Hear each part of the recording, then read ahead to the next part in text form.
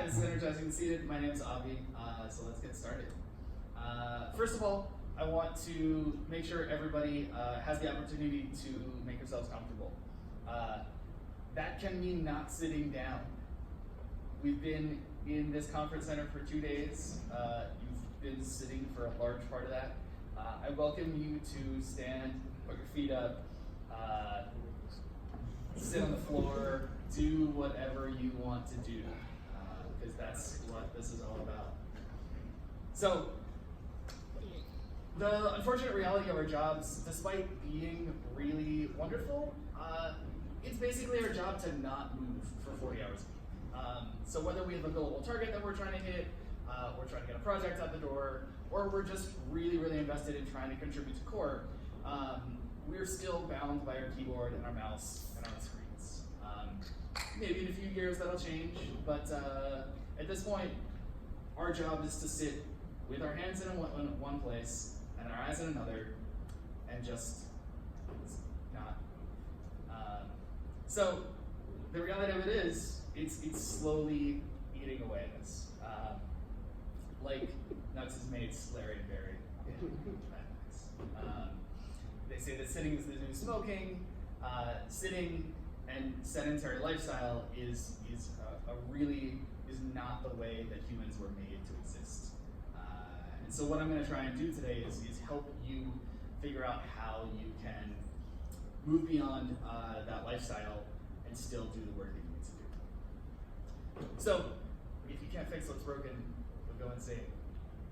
Your body is not meant to do this, and if you try and push your body to do something that it's spent tens of thousands of years figuring out how to do, or how to not do, it's not going to work for you.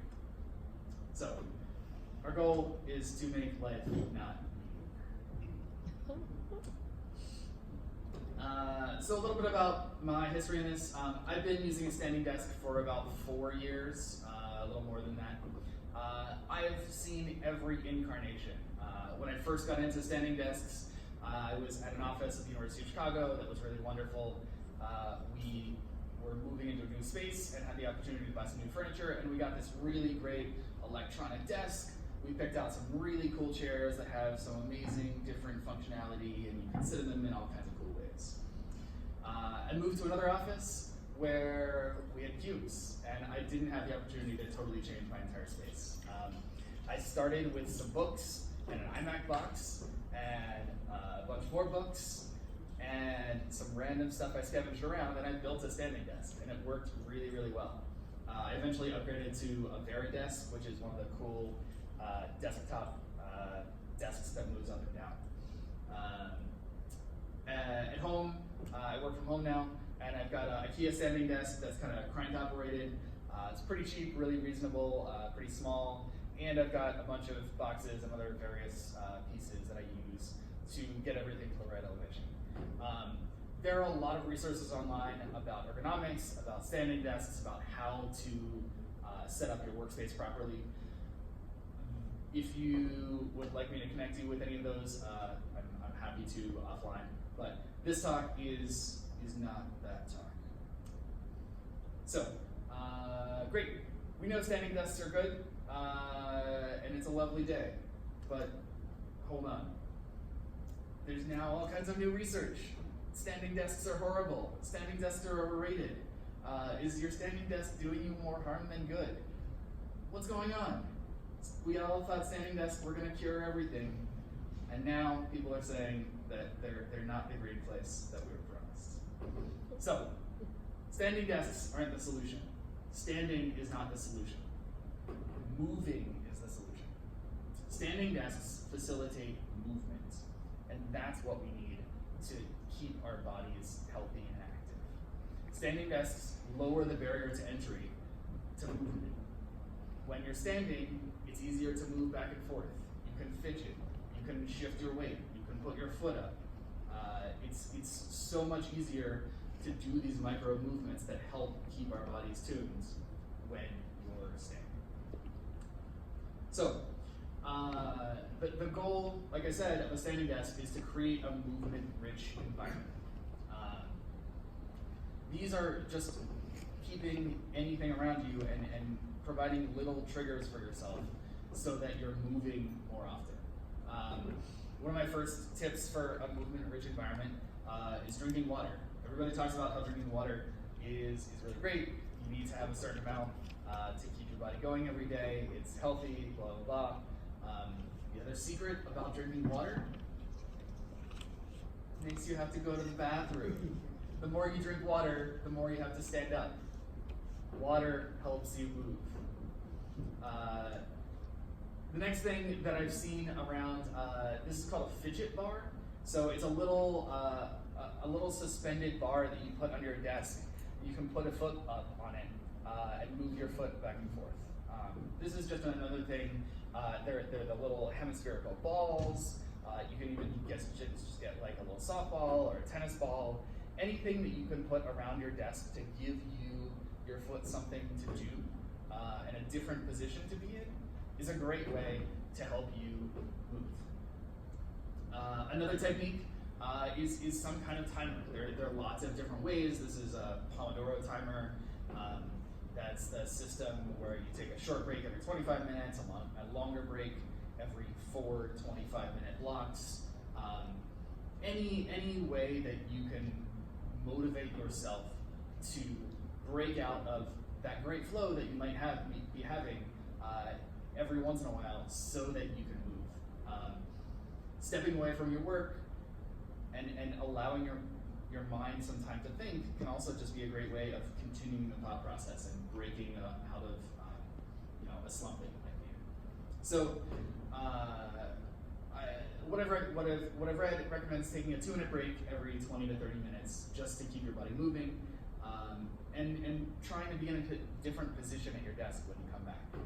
We'll talk about what that means in a minute. As we move forward, I'm going to, so in the next section of the talk, I'm going to help you practice some ways that you can move and use those couple minutes to keep yourself healthier. So, now, I'm going to ask everybody to stand up. So, we are going to do some exercises. Hopefully it's not as hard for you as it is for Max. As we move into this, I just want to say this is totally working at your own pace. Everybody has different physical abilities, and that's totally okay. I'm going to talk you through some things that you can do at your desk, but if you're mobility limited anyway, feel free to do what works for you. So the first thing that we need to do as we're moving is learn to stand. You might think this is a thing that should come naturally, but keeping a good posture is something that's really hard for a lot of people and something that we've unlearned in our time. In the book that I reference, that I use called Deskbound, Kelly Starrett talks through how kids unlearn how to stand and walk really as soon as they start school. So in preschool, first grade, kids go from a play-based environment to sitting at a desk for 4 to 8 hours a day. And sitting at a desk means you're going from a very mobile and active environment to really just not moving. That has implications across the board, from posture to running, walking technique, even more. So, as we stand here, what we're going to do, we're going to keep our head back and neutral. So you want to make sure your head is aligned kind of right above your shoulder blades. You want to keep your shoulders back. So you can kind of push your shoulders back a little bit and then let them relax. You should feel that they're leaning, they're kind of sitting a little further back. We tend to slump forward a lot. You want to keep your rib cage down, so not puffed up, but not slouched. You want to just kind of keep your rib cage solid. So we want our abs engaged. So your core is essential to standing well. So as you breathe, you want to feel in your belly that your core is working for you. You want to use your butt. So if you kind of squeeze your butt, you can feel your pelvis kind of shifting. And you want to make sure that your pelvis is in the right position, in a neutral position as you're standing. And finally, you want to keep your feet straight and solid on the ground. So a lot of us tend to turn our feet out, sometimes turn our feet in.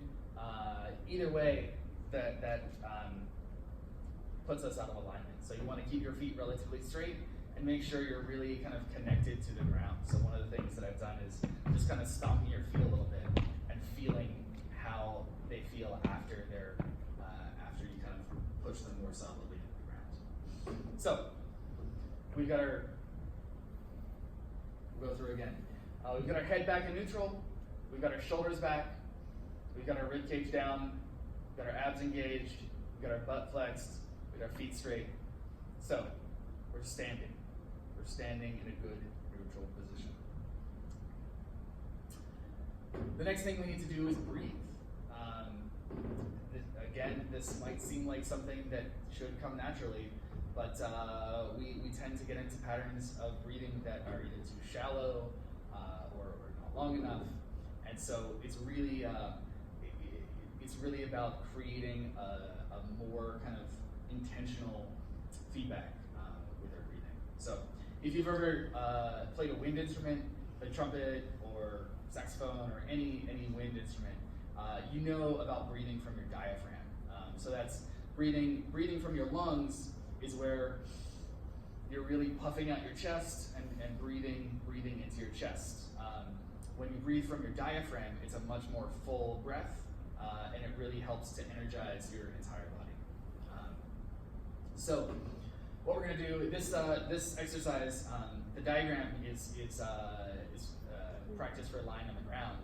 You can do this lying on the ground, but you can also just do it standing up. One of the things that I've heard, if you put one hand at the bottom of your rib cage and the other kind of at your belt line, this is the kind of core of your torso where you want to be breathing from. That's what should be moving when you're doing your breathing. So you can kind of take your hands and put them over your belly button. And we're going to breathe in through your nose and kind of feel your belly expand. And then we're going to breathe out through our mouth and breathe kind of into your belly. So breathe in and then out. In and then out. And as you're taking a break from your day, just standing and doing some long breaths, that can really help to energize you and get your body flowing and your blood flowing and just bring some more clarity into your head. It's a really nice exercise. I've got another series of exercises. This is really a head-to-toe stretching routine. I go to a personal trainer a couple days a week, and he's helped me work through this as a thing that you can do in total or in pieces. You can take any one of these exercises and do it just for a quick minute or two by the side of your desk. So the first thing we're going to do is our neck. So we're going to roll our neck from side to side, we're going to turn our neck from side to side. We're going to look up and look down and just kind of do some circles and look back and forth. All of these things, as you're doing them by yourself, you can take a number 4, 8, and just do that many cycles of each. So a couple back and forths, a couple of rounds. You don't want to bend your neck back too much. That can actually hurt your spine. So try to just keep it to the side, up and down. So next, we're going to work our shoulders. And so we're just going to do some circles. So take your shoulders and just roll in a circle from the front to the back. We're going to do that a few times.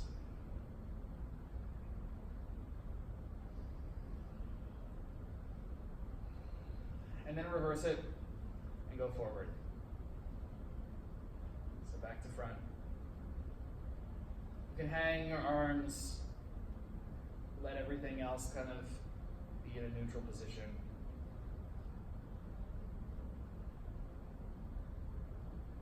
Okay.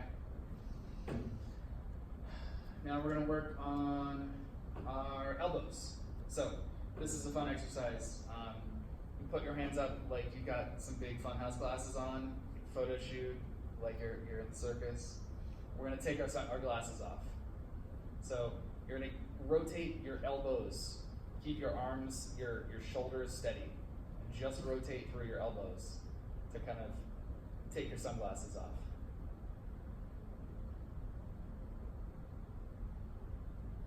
And then again, reverse it, put those glasses on.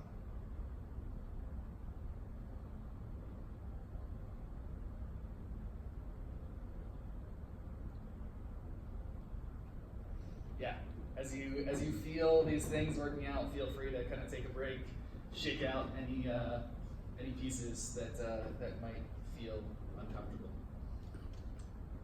Next up, we're gonna work our wrists. So you just take your hands and interlace your fingers and just roll your wrists around. Start one direction, go around for a little while.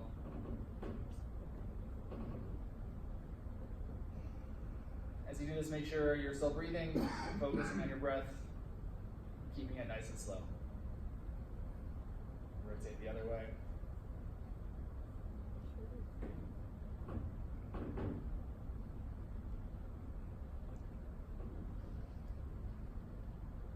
If you wear a watch a lot of the time too, it can interfere with your wrists. So taking your watch off and moving your wrists can help too. Next up is our hips. This is a little bit, moving your hips is something that not everybody is accustomed to. A lot of people, when they try and bend over, are going to bend from their back. So if you bend your back as you're bending over, you're much more likely to injure your back or to pull something. What we're going to practice doing is bending from our hips and hinging here. So what you're going to do is take your thumbs or your fingers and put them kind of right on your belt line where your hips are, or right where your hips are, depending on where you wear your belt. And you're just going to kind of push your hips back. So you want to keep your shins relatively straight and just kind of push your hips back and hinge down while you keep your back straight. So you're going to bend over and then stand up. Push again, push your hips back, bend over, keep your back straight, and stand up. Do that a few more times. Whether we're standing or we're sitting, our hips are generally in a pretty static position. So just moving them and opening them up like this can really help get us back into gear.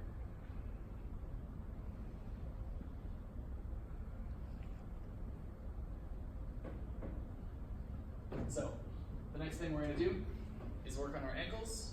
So the first ankle exercise, you're going to take one foot and put it behind you, and then just roll your ankle in a circle. Feel free to hold on to a chair or the table if you need to. You just want to rotate your ankle around as you keep your toe on the ground. So you're going to go one direction, just making circles with your ankle, and then the other direction.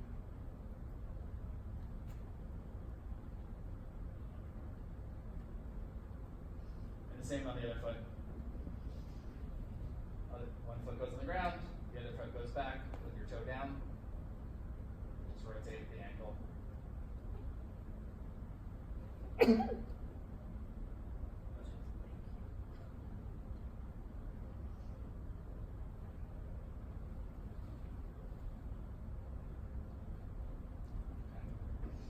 The last piece of this exercise, it's called ankle clearing. So this is more, this is knees, this gets your knees and your ankles. So this one you'll definitely may have to hold on to something. What you want to do is take one foot and put it heel to toe with the other. So you've got your feet kind of in a straight line, one heel to the other toe. You want to stand up straight. Make sure, again, your back and your shoulders, your pelvis are all in alignment. And then you want to kind of bend your knees So as you bend your knees are going forward and clearing your ankle. So your knee is going in front of your ankle and should go kind of almost above your toes. So just bend the knees, keep moving those knees forward, stand up, bend. You can really feel in your Achilles and in your quads. This should kind of get your whole leg moving. It's almost like a little ballet plie. Again, just switch to the other foot. You want to keep your weight balanced between your feet here. Get some cracks in those ankles.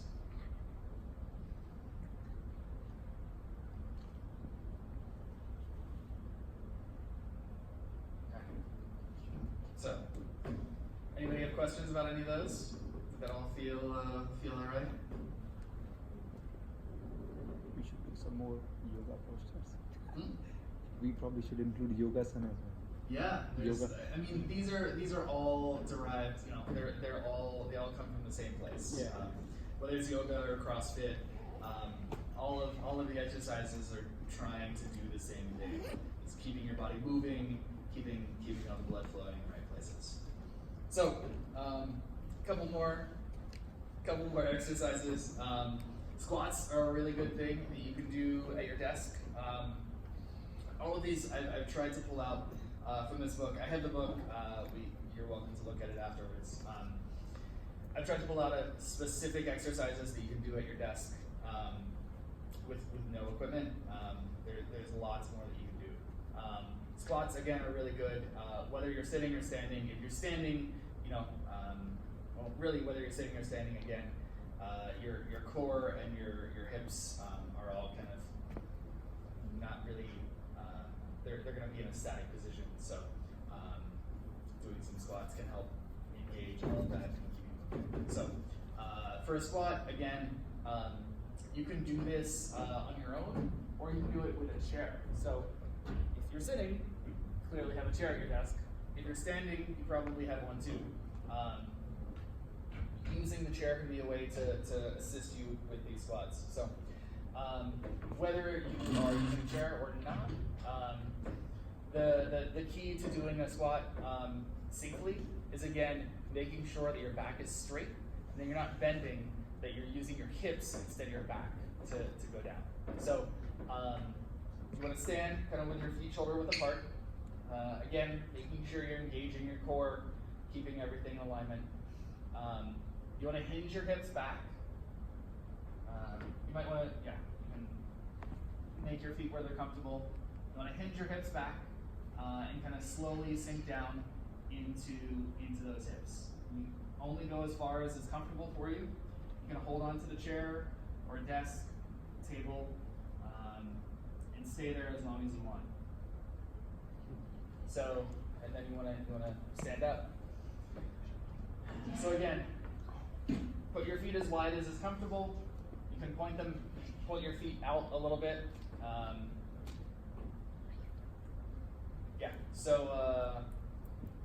So yeah, keep your feet wide, point your toes out.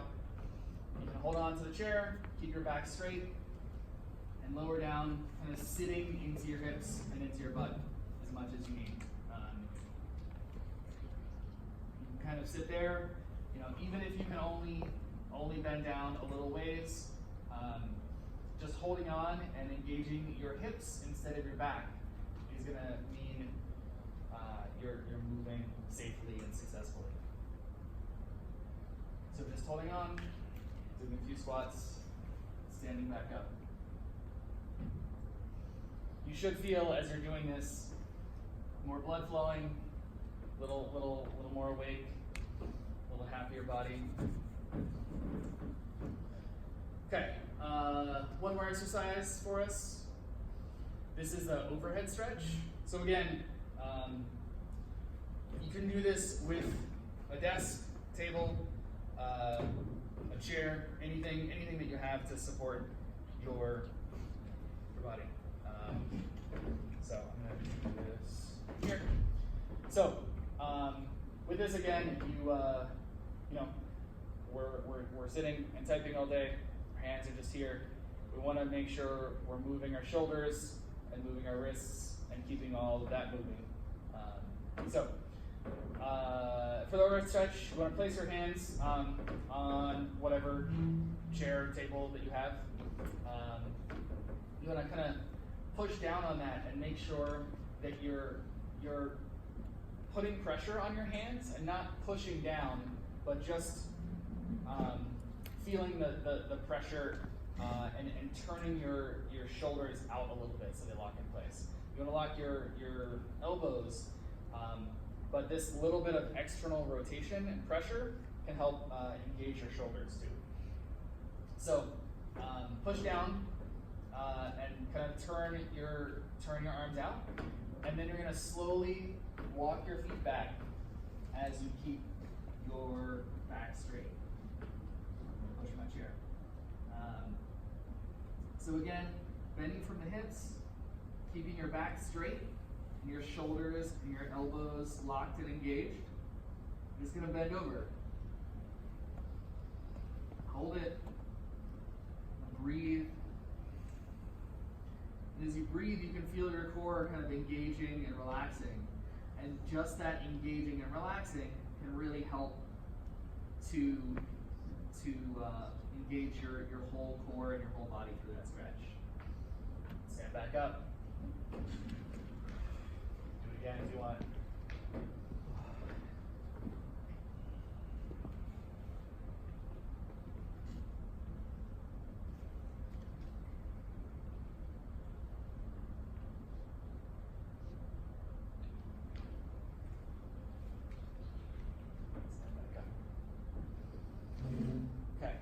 As you do that, you can really kind of push your chest into the ground and feel the stretch all the way through.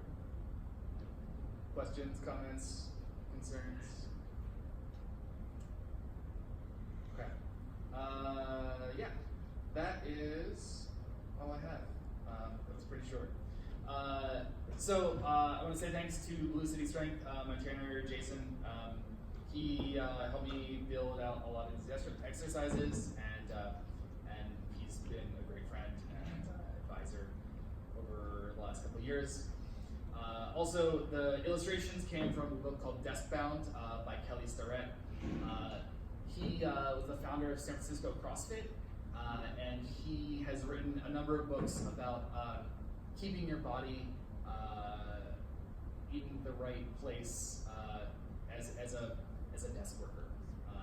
So Desk Bound is his latest. He also has, he's got a couple other books. I also just found in the credits, he did a he did a talk at Google that's very similar to this, where he outlines a lot of the themes that he built out into Desk Bound. So this is the YouTube link. The slides will be up. You can click through that. But if you just Google Kelly Starrett, Google talk, you can get that, and that's a really great talk. A lot of good stuff there. So this is me. I'm Avi. I do work at MidCamp. I'm on the founding group for the Drupal Event Organizers Working Group. And I do Drupal and would love to work with you doing Drupal. I'm freelancing at the moment, so if you need some Drupal work, let me know. Drupal GitHub, Proboy, Twitter, my website. And again, I'm not a professional trainer. I'm a Drupaler who has tried for the last couple of years to make myself a little bit better. So with that, thank you, and I'm happy to take any questions.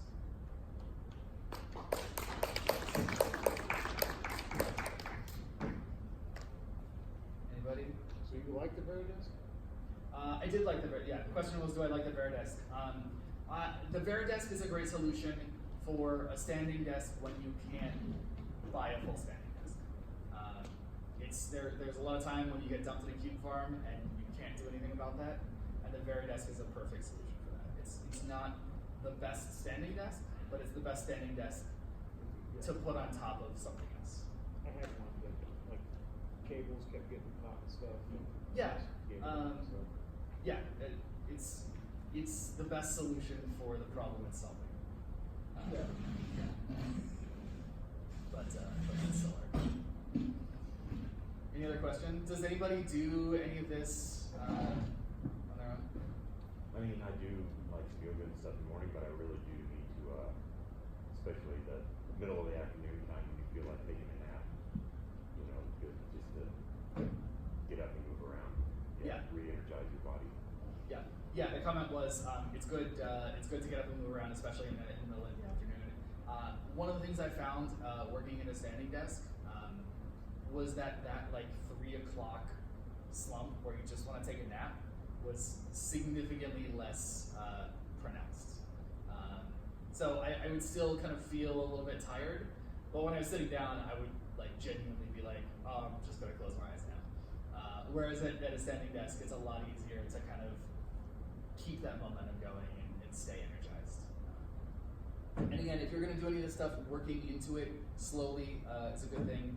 Like I said, I've been standing for more than 4 years, and when I'm working a full day, I can stand a full day now, and I'm still moving and I'm moving around, but I definitely didn't start doing that. So if you're going to get into this, I recommend starting slow, getting a desk that moves up and down, or getting a tall desk with a like bar stool type chair, and being able to sit and stand and alternate throughout the day. Cool. I would like to add one thing Yeah. regarding the breathing point that you mentioned. Mm-hmm. So this is what I usually follow. That's a part of yoga as well, which you can do anywhere, in a plane, in toilet, in a conference, anywhere, or while driving as well. So you just concentrate on your breathe. You inhale, concentrate. You exhale, concentrate. Just do it for 5 times for at least 3 or 4 sessions in a day, and increase the frequency. It helps to stay focused and increase that concentration level. So inhale, completely focus on what you are inhaling. Completely focus on what you are exhaling. That breathing exercise. I mean, since we were doing it for that stomach stuff, so Yeah. so it's like from here it's good, but then I do it from here as well. Yeah. I've learned this thing today. Nice. I'll add it on to this. What I do. Yeah. Thanks. The comment for the recording was as you're breathing and doing breathing exercises, you can focus on your core, but you can also focus on your brain, and keeping your mental focus as you're breathing. Anywhere, yeah. Can In a be a bus, really in good car, way to airplane. Anywhere. to stay focused. Yeah, it helps. I mean, it will take some time. You have to be consistent in that. It helps. Cool. All right. Thanks, everybody. Cool. Thanks. Happy and flyover.